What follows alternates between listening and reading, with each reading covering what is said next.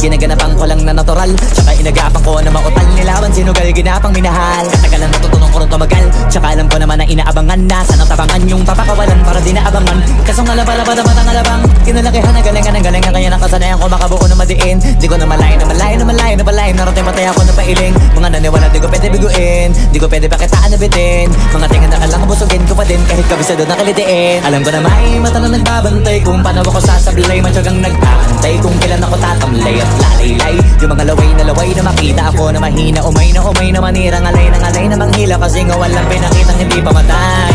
Na napasarap mag-rap, ang daming nagbago mula nung kilalanin ang tao. Daming nagtulak sa'kin, palaging maging ganado, palaging pakado, pag kumalaw palaging planado.